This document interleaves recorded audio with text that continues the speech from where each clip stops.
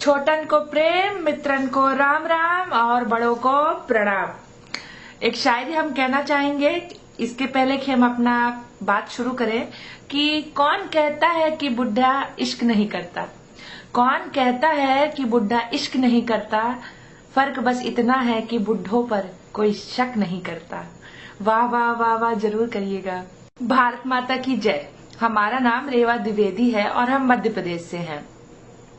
और आज हम बात करना चाहेंगे मध्य प्रदेश के पूर्व मुख्यमंत्री दिग्विजय सिंह के बारे में। पर उसके पहले तो हम कहना चाहेंगे कि चाचा राम कसम, चाचा राम कसम, चाची बहुत ही टंच माल है चाचा, कसम से चाचा बहुत ही टंच माल है चाची।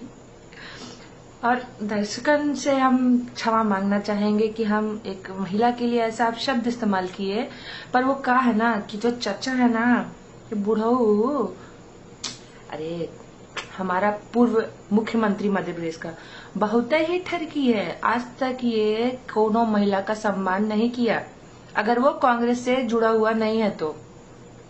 बहुत ही ठरकी है चाचा। हम आगे आपको वीडियो दिखाएंगे ये कैसा कैसा मतलब महिलाओं का सम्मान किए हैं। और चाचा हम एक बात कहना चाहेंगे कि हमारे एमपी में एक कहावत है कि मुंह में दांत नहीं, पेट में आत नहीं, और काका चले अखरोट चबावे। माने दर्शकन को हम एक्सप्लेन कर दे कि इसका मतलब होता है कि मुंह में दांत नहीं है और पेट नहीं है और बुढ़े को अखरोट चबाना है। तो चाचा का कुछ ऐसा ही हाल है, चाचा को अखरोट चबाना है। पर चाचा हम आपको एक बात बता दें कि चाचा तुम कितना भी बकलोली कर लो, काहे कि चाचा अब तुमसे ना हो पाएगा। हम तुम्हारे लिए वीडियो बना रहे हैं, हम तुमको अपना समय दे रहे हैं। सोचो तुम्हारा बहुत बड़ा भाग्य है, तुम्हारा किस्मत का तारा अभी एकदम चमका रहा है। काहे कि हम अपना समय दे रहे हैं, इससे ज्यादा तुमको भारत देश की जनता और कुछ नहीं दे सकती है।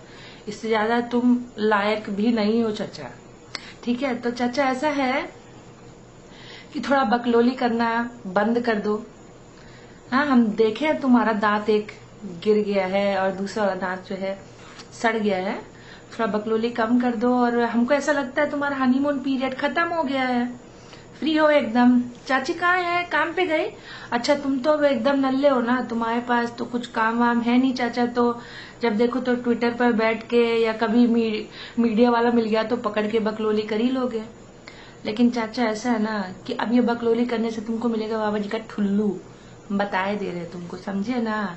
और चाचा वो कहा है कि जितना खराब हालत तुम कांग्रेस लोग, हमारा जो नन्ना लगे श्रीनिवास तिवारी जो 9-10 बार एमएलए था रीवा से, ठीक है, आपका कांग्रेस से ही, हम लोग बहुत भुक्तभोगी है चाचा। अभी हम लोग तुमको ठेंगा नहीं देंगे कुछ, इसलिए तुम जो है ये फालतू के आरोप दोषारोपण करना बंद कर दो, ठीक है।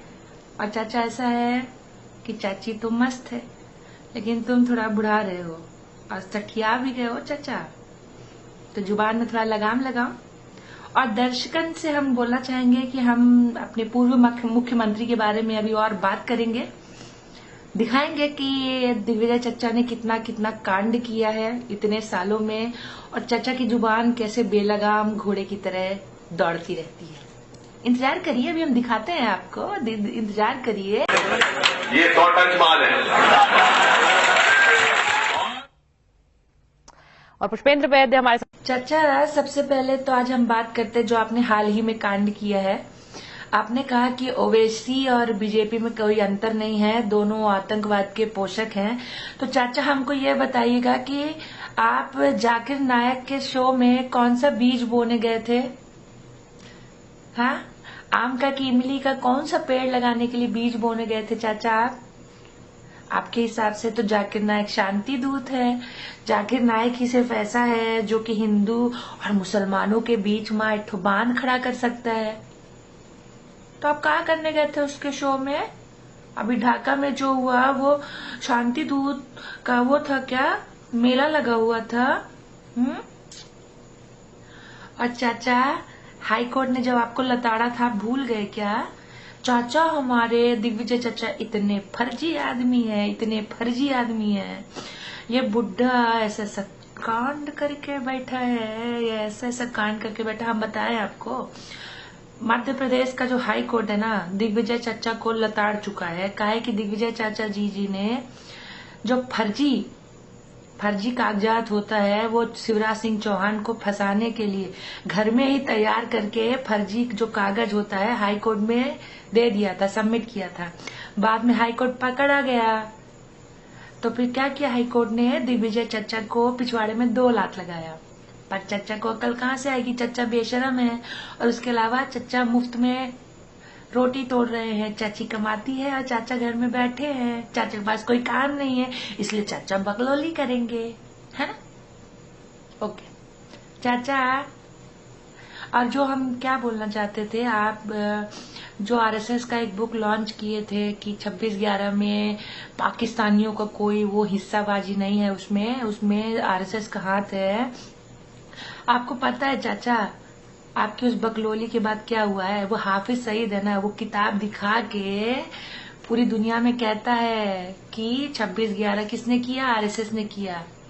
अब क्या करें, हम आपके मुंह पे थूक दे? थुकवा लो ना चाचा, क्योंकि तुम तो हर जगह थूकते रहते हो। चाचा सबसे पहले आप ये बताइए, जैसा कि आज आप बोले कि जो आरएसएस है, जो बीजेपी है, वो भारत में आतंकवाद का पोषण कर रहा है। और आप हमेशा कहते रहते हैं ना चाचा कि क्या कहते हैं, जो बीजेपी है वो आरएसएस जो है वो क्या कहते हैं, भारत में हिंदुओं को बढ़ाना चाहता है, मुसलमानों का विरोध करता है, भारत को हिंदुस्तान ही बनाए रहना चाहता है, डेमोक्रेसी खत्म कर रहा है। तो चाचा आप ये बताइए कि क्या कहते हैं, आप क्या कह रहे हैं चाचा, आप क्या कर रहे हैं?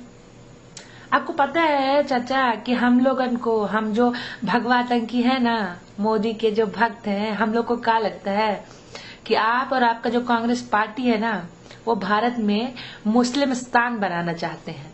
तभी तो आप और आपका जो पार्टी है और हमारे देश का जो पूर्व प्रधानमंत्री है कहता है कि देश का जितना संसाधन है उसमें जो प्रथम अधिकार है वो मुसलमानों का है। काहे भाई, इन संसाधनों में पहला अधिकार मुसलमानों का काहे है? काहे मुसलमानों में 206 की जगह 412 हड्डी होता है का? हम हिंदू लोग का क्या कहते हैं, ये आपको शक्ल से ऐसा बेवकूफ लगते हैं क्या, या पीछे ऐसे माथे में एल लगा हुआ दिखता है आपको चाचा? हाँ। और चाचा ये बताओ कि जब ये शाहबानो प्रकरण हुआ था, जब वो शाहबानो याद है चाचा? याददाश्त अच्छी है कि दांत की तरह, दिमाग भी खराब है। दिमाग तो खैर खराब है चाचा। गधे की लात और दिग्विजय सिंह की बात एक बराबर है।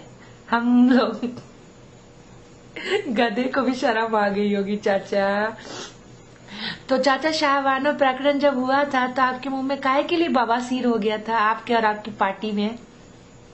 प्लीज ना चाचा जवाब दे दो। आप हर जगह थूकते रहते हो ना, क्या मैं आपके मुंह में थूक दूं? मुझे थूकना चाचा, थुकवा लो। हाँ,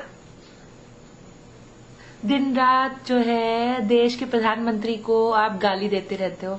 ओसामा बिन लादेन आपको ओसामा जी लगता है, ओसामा जी। और देश का प्रधानमंत्री आपको क्या लगता है, आतंकवादी लगता है क्या? देश के संविधान में नहीं लिखा हुआ है कि देश के जो नागरिक हैं, चाहे वो किसी भी पार्टी के हो, राजा महाराजा हो, कोई भी हो, उसे देश के संविधान का, देश के प्रधानमंत्री का, सबका सम्मान करना चाहिए? ओसामा बिन लादेन आपको ओसामा जी लगता है। जाकिर नायक आपको क्या कहते हैं, शांति दूत लगता है। और आतंकवादी अगर क्या कहते हैं 17-18 साल से कम है तो आप उसको क्या बोलते हैं कि वो भटका हुआ बच्चा है, वो आतंकवादी नहीं है। और नालायक राहुल आपको क्या लगता है? बता दीजिए चाचा। ऐसा है कि चाची की कमाई में ज्यादा दिन नहीं जी पाओगे। वैसे भी तुम्हारा उम्र अब कम ही है, लेकिन बकलोली थोड़ा कम ही कर लो चाचा, दिन भर गए हैं तुम्हारे। चाचा, बाटला हाउस की मुठभेड़ में मुसलमानों को किसने भड़काया था? जबकि आपकी पार्टी के जो गृह मंत्री थे पी चिदम्बरम साहब ने कहा था कि मुठभेड़ सच्ची है, पर आप तो बोलते नहीं है, आप तो भोगते हैं। आपने कहा कि जो बाटला हाउस जो एनकाउंटर था वो फेक था। हाँ, कितना भोकोगे चाचा? अब तो आईएसआई के आतंकवादियों ने भी मान लिया था कि बाटला हाउस की जो मुठभेड़ थी वो सच्ची थी। हाँ, सर खुजाने से कुछ नहीं होगा चाचा। हम देश की जनता से सिर्फ इतना कहना चाहेंगे कि मित्रों, भारत देश में इतना बड़ा बड़ा आपदा आया, तूफान आया, आंधी आया, पानी आया, सुनामी आया, आतंकी हमला हुआ, सब कुछ हुआ, हम सब लोग सब कुछ झेल लिए। तो आपसे विनती है कि आप ये हमारे चचा है ना जो एमपी के पूर्व मुख्यमंत्री दिग्विजय चचा, इनको भी आप झेल ही लो, क्योंकि इनकी उम्र अब ज्यादा नहीं बची है। अब क्या करे, खाली है, इनका दिन नहीं कटता ना, चाची काम पे चली जाती है, तो इनको झेल लो। और जैसा कि हम पहले ही बोले कि गधन के लातमा और दिग्विजय चाचा के बातमा कोनो अंतर नहीं है। तो गधे के लात का बुरा नहीं मानते और चचा की बात का बुरा नहीं मानते। झेल लो, ज्यादा दिन नहीं झेलना है। बस 400 से 44 में आ गए, 44 से 0 में आएंगे, फिर चचा संन्यास ले लेंगे। ठीक है, चलिए, राम राम, भारत माता की जय।